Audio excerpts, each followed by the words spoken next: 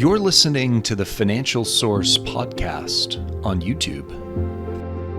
Hi, everyone, and welcome to the Financial Source podcast. We are seeing global markets open the European session really on the back foot.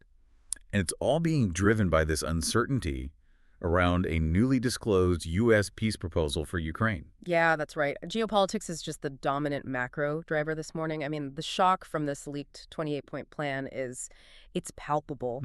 It outlines these sweeping requirements for Kiev, things like ceding territory, capping its military. And never joining NATO. And agreeing never to join NATO, exactly. And all of this geopolitical risk is just colliding head-on with, a huge amount of Federal Reserve uncertainty. We're seeing this really cautionary repricing after major institutions, I think JP Morgan was the big one, just abandoned their calls for a December rate cut. The dollar is firm as a result. It is, and you can see the symptoms everywhere. Oil is a bit softer. The U.S. dollar against the Japanese yen is still incredibly volatile, up in the mid-157s. That's after another round of verbal intervention from Japan. And cable is pretty much capped ahead of some big UK data. So today we're going to get into just how aggressively the market is pricing out those Fed cuts. We'll also look at that crucial intervention level for the yen, and of course, the significance of this convergence of diplomatic pressure and battlefield reality in Ukraine. Let's unpack it. Okay, let's start with that geopolitical shockwave, because this leaked 28-point framework, this represents a major and, frankly, a very difficult policy shift.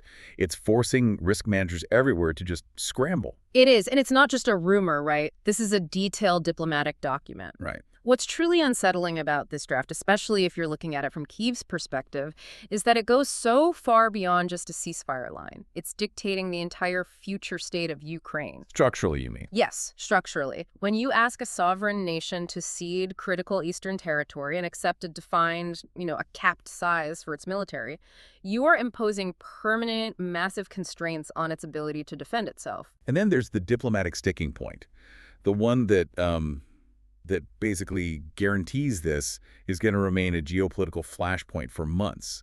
The requirement that Ukraine formally agrees never to join the North Atlantic Treaty Organization. And that was the primary stated objective of Russia's invasion to begin with. Exactly.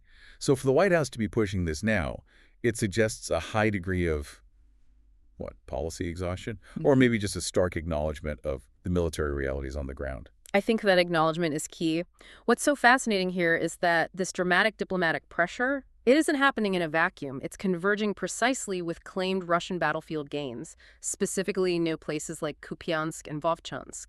So for the market, this convergence, the diplomacy meeting the military reality, it means the probability of some kind of de-escalation framework has actually gone up. It's gone up. Even if the Kremlin is, officially denying there are any active peace talks, the possibility is now on the table in a way it wasn't before. Which is exactly why we're seeing the initial impact hitting commodities. Oil is easing slightly despite all the ongoing tensions. The market's pricing in the possibility of supply normalization, even if it's a distant one. Right, but what does that do long term? If Ukraine is offered some kind of Article 5 style security guarantee from the U.S. or European powers, but at this incredibly high cost, does it stabilize the region, or does it just bake in the potential for future conflict? It's a huge question. An Article 5 guarantee from a few partners is strong, but without the full weight of NATO. The commitment might be seen as less binding, or maybe less politically sustainable. And the market sees that. It sees this as trading short-term supply risk for long-term political instability.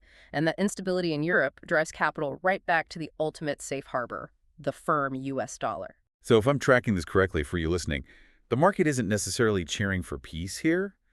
It's recognizing that the West might be prioritizing diplomatic closure, risk mitigation, over an absolute Ukrainian victory. Yeah. It's a fundamental shift. And it benefits the dollar by injecting uncertainty right into the European risk complex. Exactly right. It's the cost of political expediency being formalized into a detailed, difficult document. The financial ramifications are immediate. Okay, so speaking of that firm dollar, let's pivot to the second major driver here, that Federal Reserve uncertainty. We've gone from talking about how many cuts we'd get in the fourth quarter to now debating if we'll get any cut at all this year. The mood just flipped when a major player like JP Morgan dropped their December rate cut call. It did. What does it actually mean when we say the market is aggressively repricing Fed cuts? We use that term a lot. Yeah, it's a good question. It means the implied probability of easing at the December Federal Open Market Committee meeting, which was, maybe 50 or 60% just a few weeks ago, has dropped off a cliff. It's probably down in the low 20s now. Repricing is just the market adjusting the odds, and that immediately hits bond yields and, of course, the dollar. You mentioned policy discomfort driving this. What's the specific data point or signal that caused such a sharp pivot? Is it just the sticky consumer price index data? It's the stickiness of inflation for sure, but specifically, it's the recognition that the last mile of disinflation is almost entirely reliant on the labor market cooling down. And it just hasn't cooled enough. Wages are still robust. So when a big bank pulls their cut call, When a big institutional player does that, they're signaling that they believe the Federal Reserve has found an inflation floor, a floor below which they just can't ease without risking a serious resurgence of price pressures. That whole higher for longer narrative just get a lot more solid, and that is rocket fuel for dollar strength. but hold on a second. If we look at the Purchasing Managers Index data from today, and those figures show a sharp contraction in U.S. manufacturing, if it falls well below that 50 line, doesn't the Federal Reserve risk accelerating a recession if they hold rates this high?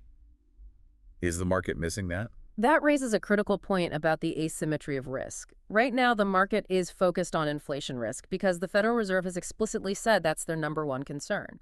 But you're right, if those PMIs today confirm a serious slowdown, that immediately brings recession fears back to the forefront. And that forces a potential reevaluation of that December cut. For now, though, the momentum is all about inflation, and the dollar is the clear winner. And we saw the symptom of that yesterday, that massive months-long tech surge led by names like NVIDIA. Yeah. It just unwound almost entirely. Equities hate this kind of uncertainty. The combination of no Fed relief and this concentrated equity risk just created a toxic environment that spilled right into the European Open. And even gold, which is your classic risk hedge, it struggled, it's drifting lower, trading below, $4,100 an ounce? Right. Gold is a perfect example of how complex this is. It should rally on geopolitical risk, like the Ukraine news, but it can't. It struggles because the hawkish repricing means real interest rates are rising. When you hold a non-yielding asset like gold, the opportunity cost goes way up as bond yields rise. That technical detail is what caps gold's upside and just reinforces the dollar's dominance. Let's shift now to FX volatility and focus on the poster child for all this policy friction. The U.S. dollar against the Japanese yen. The pair is hovering, I'd say dangerously, in the mid-157s. Tokyo is back on edge. What's absolutely fascinating here is just the resilience of the pair. It's holding firm despite repeated verbal intervention. They are trying to jawbone the currency lower. Yeah. To clarify that jargon for you, jawboning just means the central bank is using strong, threatening language, signaling they're ready to intervene without actually having to spend the capital yet. They're trying to talk the market down. It's a very high-stakes game of chicken, and the market knows Tokyo has its limits.